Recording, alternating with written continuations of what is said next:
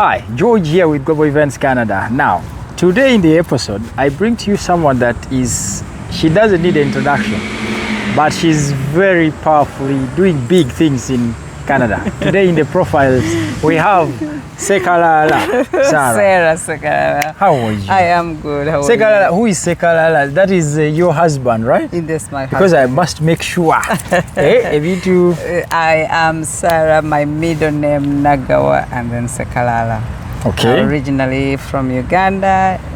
I'm from the Monkey clan. Monkey clan. Yes. Kati au so is that does that apply also here to make sure that you maintain the culture or So that I don't eat monkey, yes. ne shawarma ojiria what ojiria It's not monkey. Shawarma is not monkey. So as Okay. long as, but I think the whole idea was to make sure we don't intermarry into our own clans and to avoid, to sustain our health and stuff. So people see you yes. people see you online like in pictures and okay, maybe she has made like some makeup, but looking at you first you look so young and you look just as in the pictures, in those pictures. It's Yes, really so how do you keep kind. yourself really this young? Well, I do not think we can claim it's our own doing. Sometimes it's good genes and sometimes it's the mindset. But mostly I think it's God. I do not know. They always say whether you like it or not, you're being done. So you never know how you're going to be done. Some people are done so far, some people are not. So I think I'm just in that grace space where I've been lucky. Today, talking of God, we are in church, by the way. This is what? Seventh-day Adventist Church? Is it a Seventh Day? Yes, this is Seventh-day Adventist Church where the Ugandans, they congregate the fellowship here on the seventh days. Today is Saturday, right? Yes. Seventh-day Adventists, the fellowship from here. I thought it was also Catholics as well. I think the church itself gives them space, like it's a worship center, so everyone is here. Now, what brings me to meet Muchala Sarah Sekalala is nothing else but progress, profiling her for the best, but also remember she's been selected the what? What did you get for women in business? Oh, yeah, that's more because you featured in that magazine. Yes, I was the businesswoman of the month. Businesswoman of the month. For which agency is that? It's a magazine, right? Yes, the small scale businesses in Ontario, I do believe. I think it's actually national. So imagine this, standing next to me is the woman business of the month, and she's making it here in Canada. We are not elsewhere. This is Ontario, and more so Toronto City. So tell us more about that selection, but also tell us about your business specifically, because people want to know. There are young people that are coming out here. You've seen the influx of our young girls, young men from Uganda. And of course, they come with the specific goal, like say, okay, they want to work, make money, go back home. They raise capital. Someone wants to get here 2 years, wants to go back. But for you, you've been here years and 26 years. 26 years in Canada, and you're making it big in business. And I believe business is your main activity that brings food to your table. Tell us about your business. So my business is actually in food processing. I do believe as Canadians or Ugandans coming to Canada, we can make it bigger here. There's looking for jobs, and I totally agree. When we were coming in 2001, we thought too that after we bring our children here, we'll be going home. However, as life progresses and you get, into the system, you realize that actually you do not need to have that extra handle. Yes. I do believe if you are focused and stay in one space and you really know exactly what area you want to work in, it can work for you. So much as that people are saying, I'm here to make money and go, it's not a bad goal. It's a really good goal if you really can push it through. But the other goal should be come here, get into the system, learn the system, go to school. That is really, really very Going to school. Going to school is so good because when you're in those schools, you learn the system even more. So the moment we got here, we all went back to school. At what point did you start your business? I'm just curious. I started this business right after COVID, I'll tell you. Right after But COVID. before Okay. COVID, I'm a serial entrepreneur. So I've been in event planning. I've done, interior designing. I did actually a house cleaning business at some point. I've done all kinds of businesses because the entrepreneurial spirit doesn't go away. Yes. But I needed to find something that I can scale. Yes.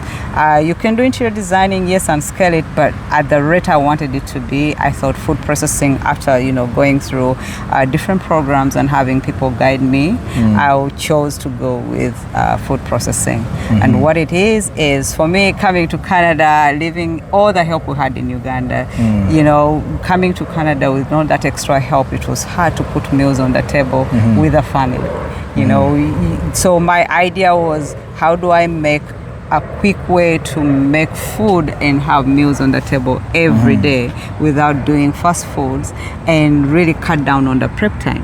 So what we do are cooking products, Yes. or I'll call them right now, we only have the cooking sauces flavors, Yes. but we're adding on anything in between that can help us to simplify the cooking process. So in a nutshell, you are in food processing. Yeah. But or food manufacturing. so in food manufacturing, what specific, because when you say my product, people Yes. don't know what product you make.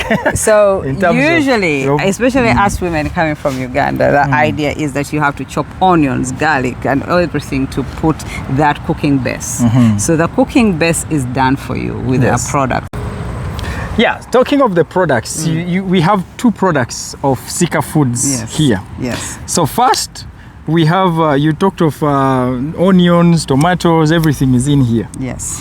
And this is something like, it's like to stop women from cutting onions and tomatoes? Or what is unique about this So product? what is so unique, when you come to Canada, especially when you realize that you don't have the help you Yes. used to have back at home, I mean, you would have 5 people helping around the house. Now you are by yourself, you have 3 running kids or toddlers, or you have most husbands don't like cooking. You have most of the time women have to go to school too. Yes. And there's the schedules in between. You have to take kids to the hospital or anything like that. When you have these kind of products, it just simplifies that process. Like I said, if the kids are screaming, "Mommy, you need to have McDonald's," or anything like that, just say, you just keep driving home. So, and then you just grab that jar, get And beans, put in your 2 tablespoons, curry powder and salt, make it simmer, serve your children. This is like, so you can put this on, you can use this on pizza.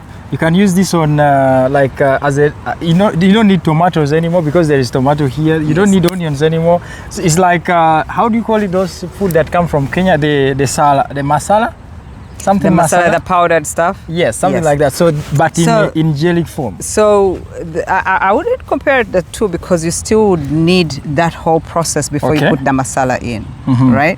So this process is when you're growing up. When I was growing up, all the women in my community used to do the olive oil. Yeah. Then they put in the onions. Then they put in the garlic, the peppers and stuff like that. And then they would come up with this kind of sauce, which now you add in. That's what these products are. So that process is now taken away from you so that you don't have to do it from scratch. Now the other thing is that our products, this one here is you don't need to use the whole jar like how they do the pasta sauces. This, if a family of 4, you can have this do for you about 6 meals. Because you're just using tablespoons.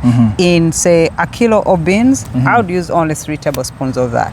So imagine how much you can How big is this tea? This is 500 ml. 500 ml. Yeah. And can you explain the difference in color? So the This one difference in has- color, we normally associate heat Yes. with color, with red. So this one being yellow, we are trying to show you this is mild. So most of my kids do not like heat. Okay. And we use that specifically because most households, they will not want to use heat. And if your family doesn't want to test that heat, Kamulali. Yes. Then So there is kamulali in this one. This is Scotch bonnets, and the reason we use Scotch bonnets, our sauces are really. What is that? What is the? This is too much English. Too much English. Okay, in Uganda, if you look out for most kamulalis we have, it's the habaneros. Which Okay, would habanero. Probably, habanero would be the good ones. Yeah, habaneros will be the ones we find especially in Uganda. The tiny, Zimbabwe. the small chili. No. They are habaneros are almost like the Scotch bonnets, but they're really the best ones we normally get from Uganda. Okay. Now, because our whole concept is relying on what can we use around here that can inspire us to remember how we used to eat at home. And so Scotch bonnets are easily available here. They serve the same purpose. Then the taste is different. Oh yeah. But it is really still the heat we need.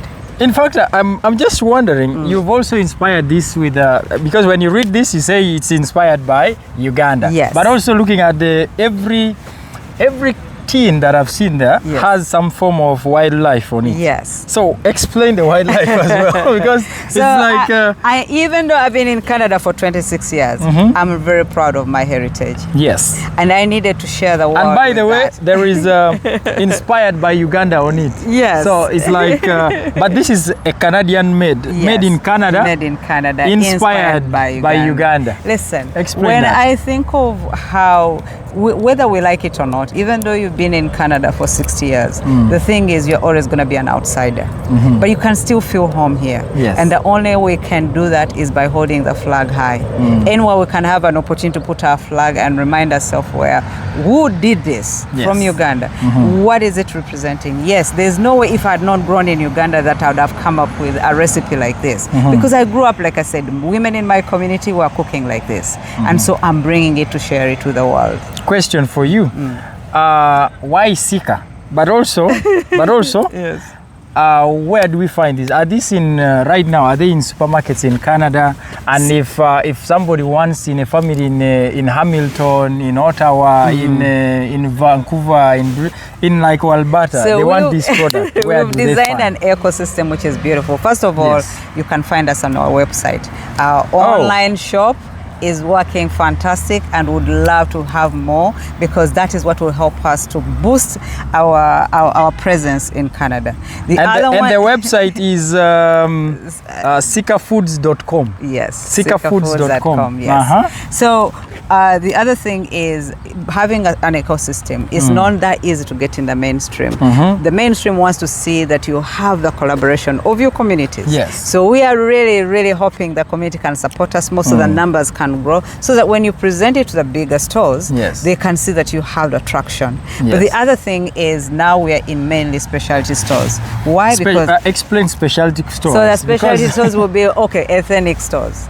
Ethnic stores. Yes. Okay. Or we can say the African Caribbean stores. Oh, like African shops and stores. Yes. Okay, food stores. Yes, food stores. But some of them, they're just boutiques as well. So any of those stores, we try to get in as much as possible. We're mainly in the GTA. We're spreading out. We've got one in Sudbury, and we're growing the numbers. Sudbury. Yeah, we're growing the that's numbers. up north. Yes, up north. So as soon as we get somebody who's interested in our products and they're ready to have us in their stores, because they really want to know if the product will move, and so we take it there. When are we going to Walmart? When are we going to Actually, No Frills? When are we going to these bigger I stores? am in different programs, and for a reason. And most of the time when you see me, I'm like, oh, we are doing a cohort here. And in those cohorts, they bring in all these, we call them the buyers. Yes. So the local Sobis will be there, local Oblos will be there. And they have these programs where you really go and pitch your products. We've pitched to them. We are waiting on them. It doesn't happen overnight. Oh yeah, so you are lobbying. Yes. In other words. Yes. Now, Madam Sekalala, see, the thing is, when people see such big, nice products hitting their shelves, they will be like, they think there is no challenge in producing a product like this. Because I want you to tell us, because I don't want us to say, okay, you know what, maybe the government has given her some money. So tell us, what challenges have you faced so far in terms of producing such a product in Canadian stores, but also along the way, along the process lines, Yes. what challenges and what is that challenge that you will be like, okay, you know what, if you're coming in and want to do such a business in this country, these are some of the things that you need to look out for. Yes. So being a unique product, or let me Yes. just start from scratch. Yeah. A food product in Canada, there's supposed to be traceability. It's not like Yeah. in Uganda where you say, I'm gonna make my, say, kabalagala And then you get just sit outside and start selling. Listen, even if I did not go through those processes and I Yes. just happen to have a store which can have me, Yes. there are people going into those stores to make sure these products are safe for people to eat. Okay. So which means you have to start from scratch. There's an operation, kind of, let's call it a process. Yes. When you have a like food, standards. Yes, there's a food, when you want to do a food product, a food line, whether you want to work with a co-packer or you want to work by yourself, you still need to make sure you know the processes. Now, Yes. Canada has set up areas, especially business centers, where they have different people who can guide you. Go in there and say, I want to start a food product, they'll know where to send you. But they are constantly putting out there because they know people have to eat. Yes. There's food security to look out for. So they are always encouraging people, they're encouraging us to do it.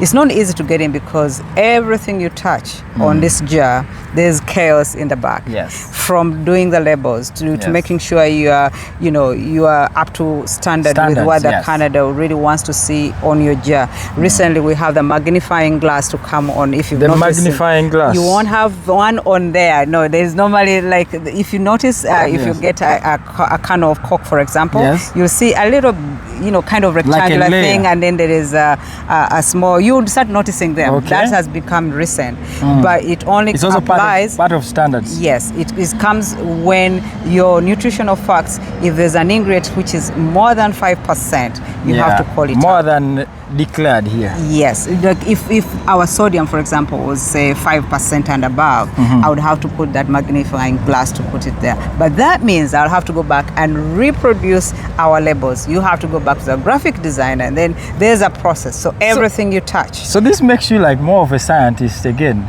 So did you like how do you know all this again now? No, so Because- and that's why you have to build an ecosystem. Yes. All I do is I get my recipes. I'm yes. developing different recipes all the time. I take them to a scientist. Now, who now says, okay, Sarah, how many jars did you make out of this? What did you put in? What did you get out? And then he computes and then gets me a nutritional table, which now I work with.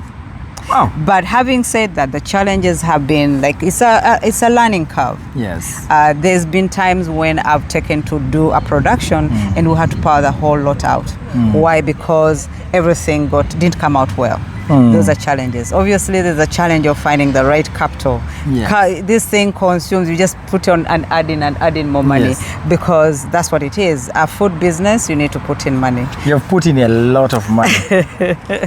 And I'm hoping it is going to come out, because the thing is, there's one thing, like I was talking before, capital is everything. Yes. But there's a lot of different kind of capital. So the money will come, or it's a little bit coming, but there's other capital I put in. I'm putting relationships, like what we're doing here. Yes. I'm putting relationships in different organizations. I show up all the time. It's one of the things which not only helps me to move on, but helps me to navigate those challenges when they come. These products, do you have only these ones, or there are other products that you... So we have some on the line, but you're asking me what other challenges. Yes. Every product you put out there, because it's a long process Yeah, in it's a between, long- you need to be able to have the capacity to to capture it, because it wouldn't really be good if I had 10 products and I cannot produce them, because I can make my batch productions of these, make those move, and then you can start on the other ones. If you do it all at once, you can take your focus away, because every product, like I said, everything you see on here is a process, including the product inside. Because there's been many trials to really come up with a recipe which we think when somebody tests it, it's what it's going to be, what we want to claim it to be. The process of making this is, like the way you're explaining, looks very tedious, and yet for me I'm just looking tomatoes and tungurus and now do you manufacture this here, Yes. or you have, like, you bring the ingredients from Uganda? Where do you get the ingredients from? And also, where do you package from? So there was a decision to be made, and in the future we may try to source from Uganda. Okay. But we had to really come to terms. You have to be realistic. How steady can I have the ingredients from Uganda? From Uganda, coming in. So because of that, I looked around. Like I said, there are many different recipes would have gone by. Yes. But then you had to identify what kind of ingredients can I have that will be sustainable in the event that somebody says, can you produce 1,000 cases? So those decisions have to be based on what is available on the ground. Like I said, we are inspired by Uganda. I looked around in the markets.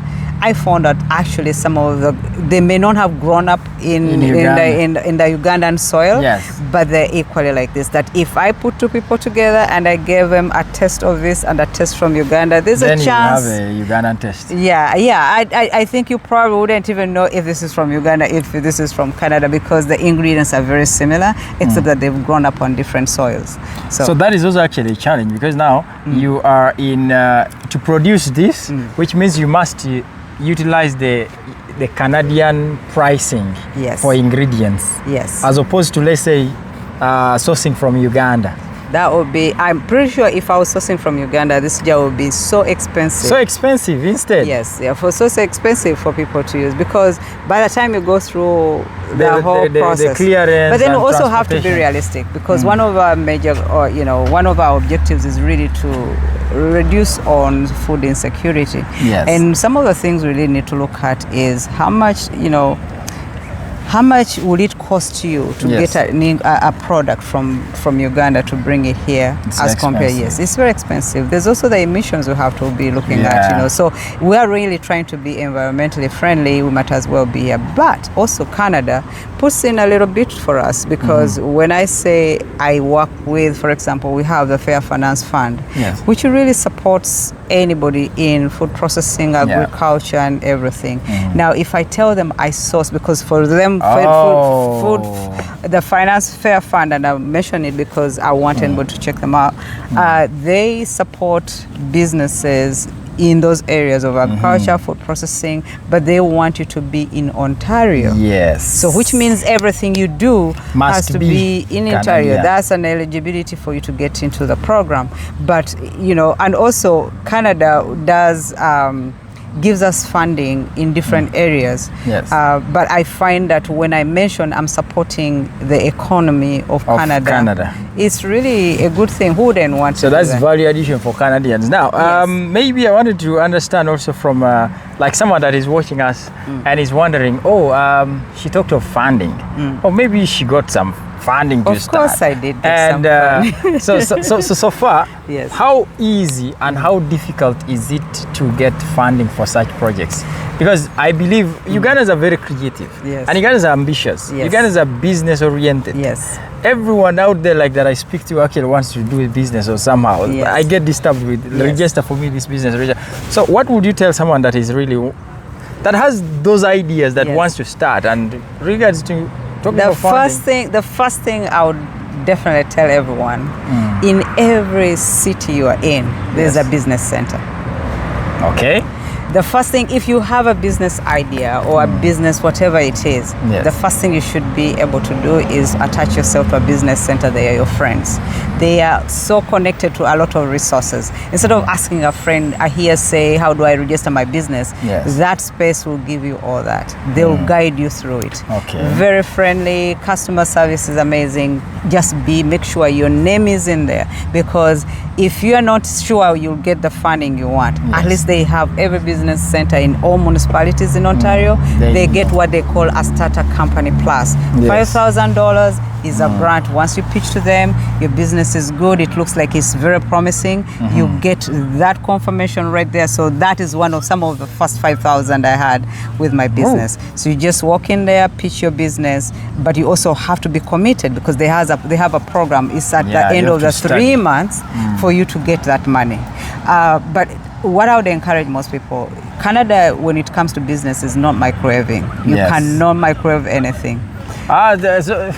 You see, when you say microwave, now what do you mean? Really? Well, I will phone microwave is really something which does something so fast. Okay. If I want to make yes, you have to not to be too most people you tell them, listen, it is 5,000 at the end of 3 to 4 months, and that check will come after probably 2 weeks. Then he says that is too little. Too little, but also that time, my goodness, where can I find 250,000? Yes, it is not going to happen like that. Okay, because what I've found, because what I've found in every area, they need trust. Yes. So if there's CIBC hosting an event, go in there. Show up, because they want to make sure they know the person they're dealing with. Yes. Network, have an ecosystem.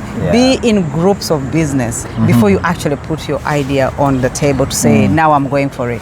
Just be that person. Because business, I do believe most people buy these sources because they know the person.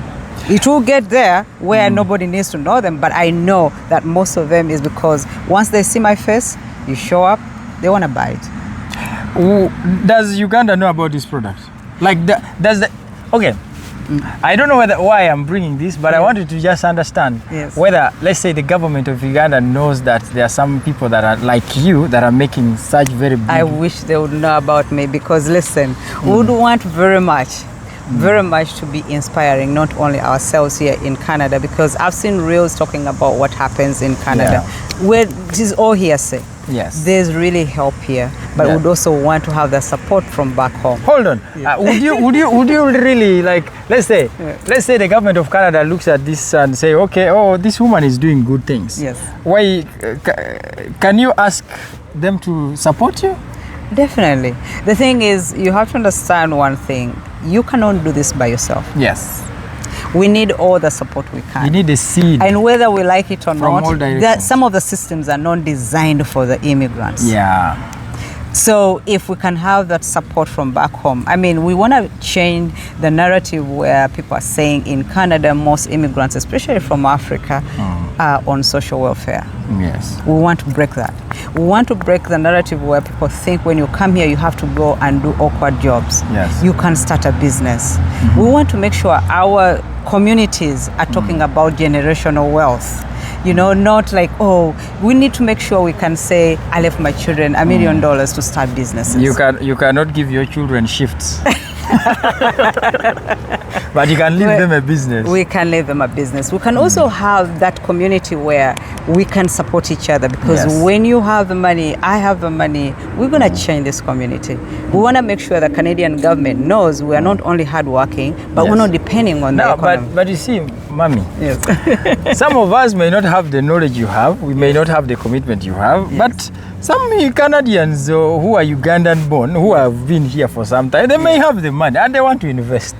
I would definitely be welcoming. Listen, we need to push. I want to see. They want to invest in this product. Yes, and that is totally fine. Listen, we want to make sure, because if I say, there's this saying they say, you'd rather share 1 million than the 100,000. I could be having 100,000 now, but if I have a team, we could be earning. It's good to share $1 million. Because I've seen and noticed in the, let's say, I'm very specific here because I'm going to highlight the ethnic community of the Indians. So you see, the Indians will put money together to actually raise one product. Yes. And recently there's a community of Indian individuals that purchased this 7-Eleven. Really? Yes, one of the locations, because it's a franchise. Yeah. So they raise funds as a group of, let's say, 10 people.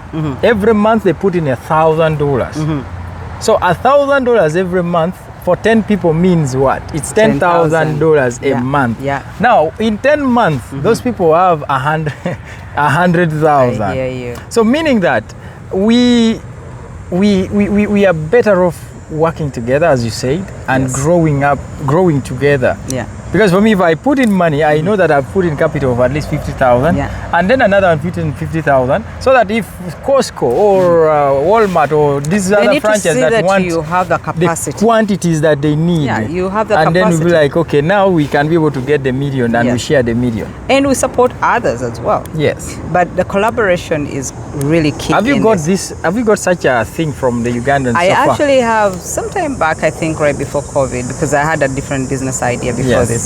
I had actually written a kind of something on social media saying I'm looking for partners. Because I didn't see that one. I would have I've always thought if we work together, that's why I always share my information really generously, because I know if you're good, I'm good too. If we can learn to collaborate like that, we'll go so many miles away. We just need to learn to trust each other. There's a saying, they say, when a snake has ever bitten you, you see a rope and you jump. You jump up. So most people I'm seeing, even when you come to them, they see you as a snake and they jump. But in order to get that trust, I think maybe somehow we will start working. We don't have to start at a large scale. We can start to do a small project together. Maybe work on something not necessarily about business, but just working and showing up. And that can bring the trust we need. So, if you're just joining us, this is the profiles. We are profiling Sekalala. Sekalala is a husband, right? We need to mention him. You can mention Sarah too. Sarah. And Sarah is an entrepreneur here in... there's a difference between an entrepreneur. I got to learn that there's a difference between an entrepreneur and a business owner. And a business owner. So, Madam Sekalala is a business entrepreneur here in Canada, in Ontario. And when we come back, she's going to tell us whether the Ugandans have really supported her in this project or not. So we want to know whether the Ugandan community really supported you, have been supportive. Because I know most people, by the way, have a problem with like saying, the community, when you start a business in our Ugandan community, people don't buy. Is a Ugandan the ideal product customer? And if they are product customers, are they supporting you? And if they have supported you, what are you doing to push it to their communities where they are? Okay, so first of all, I'm very grateful to the community and to we call them the Sika Sizzlers, because they've joined the family, and the Ugandan community, I'll tell you, if it was not their support from just encouraging me or just saying, it's just simple words they said to me, Sarah, you are really inspiring us. I had this business idea. They may not necessarily be out there on social media to tell me or comment on what I post out there, but I've been very grateful for the small messages they send me. It's very, very empowering and it's inspiring. This journey is lonely sometimes, and especially when things are not going as planned. But when you get messages like that, people really supporting you in any way, it's very, very appreciated. So, and then recently, since I started TikTok, I've noticed a lot of interactions as well, and I've seen a boost in our online shop. Oh, really? Yes, people have been actually saying, listen, if you're not in Scarborough, I'm ordering, and I really appreciate all our online customers. How fast does the product get to the customer? Like, say, let me tell you, in Ontario, I've been pushing to make sure at least within the highest, but usually it's about between 2 to 5 business days. And as soon as they order right there, I get it, my notification, and I run to make sure that product goes shipped quickly and right away. And then we've had a lot of community events. Usually I'll go with 5 boxes, cases. Which I need to get you to my events. You've never showcased at my events. I will. And I've recently missed one of some good ones as well. But the thing is, sometimes I'm trying to put a team together so that when I'm here, somebody else is somewhere else and somewhere else, because sometimes I'm torn in between. But the community has been very supportive.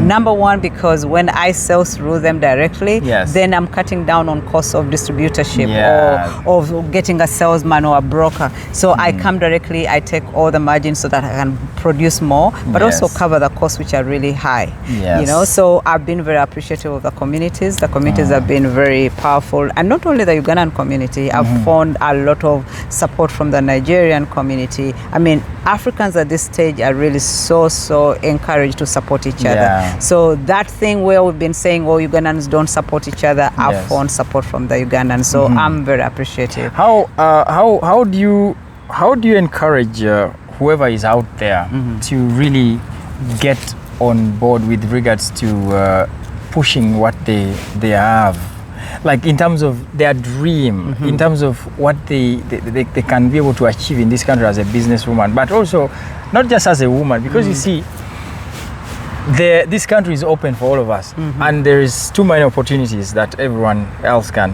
and people out there can be like in different spaces. Yes. You might find someone who is listening and watching this right now, maybe working with a big entity that has some grants for you. You know, one, you can help. That very person can be your referral. Yes. And also two can be your customer. That's so right. what can you tell people out there about starting something like what you're doing, but also about pushing and encouraging their fellow Ugandans, their fellow Africans, fellow immigrants, and more so a woman? Definitely for a woman. But I would say one thing I've discovered, like I've found so many people saying, I have my idea. Yes. But that idea is for them. Yeah. I think for me, what I always encourage everyone is, if you have an idea, you must have somebody you can talk to. They're not going to steal that idea. They cannot push it to the level you want. But when you sit with somebody, you find somebody you can trust, or get into a community or business owners, especially the ones who are Canadians, I would say, because that is a different, kind of ecosystem where when you sit there, you are comfortable, you can say out loud what your idea is, because otherwise you won't be in the team. Yes. But what brings out that is that I believe in the power of words. I believe in the power of writing down. I believe in the power of communicating it out, because that way that idea now starts to exist. But when you have it under your computer, you don't want to see anybody. You never get accountability partners to push you to the next level. So that's number one. Number two, business centers. Please take advantage of business centers. I take advantage of everything I hear about. Normally I have newsletters, I always sign up. You come to my feed somewhere where, I sign up. Why? Because there's always something to learn. I also trust that everybody is a teacher for me. Yes. So George, right here I am, we started talking, and then here we are, we're talking. Yes. The thing is, there's every one of us is a teacher to each other. So when we get ourselves out there, show up, talk about your idea, let's see how we can put it together. I've had so many people after an event, everybody is promising to reach out and let's talk. I'm willing to share what I know, but they never do. Maybe they get busy, or they postpone, or I'm not yet ready. The other one is discipline and focusing. Business is not for the faint-hearted, I know. But the thing is, you keep pushing and showing up in whatever capacity. Some people come to you and they're not in the best state of mind at that point. So they can send us the things to you. But you just smile on, because you know you're focused and you know where you're heading. You see the bigger picture. So you don't see the small, you don't fight the petty things. You know, you don't need to do that. Just do whatever you do. I believe that you do whatever you do to go where you want to go. Now you've started becoming, in fact, you are officially a business mentor for many Ugandans here. Otherwise, we're not going to go past here. We've been with Muchala Sekalala. She is Sarah Sekalala, and she's an entrepreneur here. Yes. To support her, just make sure that you buy yourself this. We, as profiles also, we're going to buy this. We're going to take this. How much is this, by the way? We never talked about the price. Now that I want to buy, I want to know the price. The price is $10. This is going for $10. And we're going to make sure we keep on reducing the price as low. The last time you were in an event, I don't think this is a new price. Yes. And why? Because as every time we're getting to produce in bulk, the price goes lower. And that's why the other thing I wanted to mention is that, you know how you mentioned, how am I going to get to Walmart or to the other stores? Yes. Most of them, they want to see that if your product gets there, they're gonna be able to sell it. Yes, the sales. That means when people follow me on my Instagram, for example. What's your Facebook, Instagram? What are all your social media platforms? Social media, Sika Officials on TikTok. When they check you out, when you pitch to them their product, they see the people who are following you, meaning they'll be able to fill their baskets when they go to take on you in their stores. So if, for example, on Instagram, if I have well-wishers out there, if I was to go on, say Sobeys, Yes. they'll look at my profile and find out, what, she has 10,000 followers. Yeah. What will happen? They know those 10 They followers, translate 10,000 it. will translate going into their To store sales. if my product is in their shelves. But when it is known, then it's challenging for them to So know. supporting you is not just only buying the product. No, it's Please follow her. following You have a very seriously nice LinkedIn profile. I read it, I've seen it, and it's really inspiring. Thank you. Just like and your for product. any other business owner or even Yes. just personally, LinkedIn is where decision makers are. Yeah. They may not be responding. You can put on a post and nobody will ever say anything. Yes, but then but you they're get seeing more the DMs. impressions. The DMs will come in saying, can we meet and stuff like that. Yes. So my rule of thumb, every week, I reach out boldly to anybody I see in my thing and I start connecting with them. And most of the time, they never refuse. So that keeps on growing your LinkedIn. But also learn to just post out there, repost if you don't know Yes. what to post or you don't have the time, repost. And once in a while, share your story too. So we've been here with the Sika Foods. Sika Foods, this jar of 500 Just mil secret. is $10. Yes. And with $10, it's a sizzler. What did you say? Sika Sizzlers. Now, I'm also starting to become a sizzler. I'm going to join the membership officially. Yes. I've joined, Thank and you. there are also products in there that Yeah. we're going to show you. Yes. She's showcasing today here at Yes. Albion. Yes. And it's one of the business expos that the Seventh-day Adventists organize every year. Yes. Come support them, but also more so support people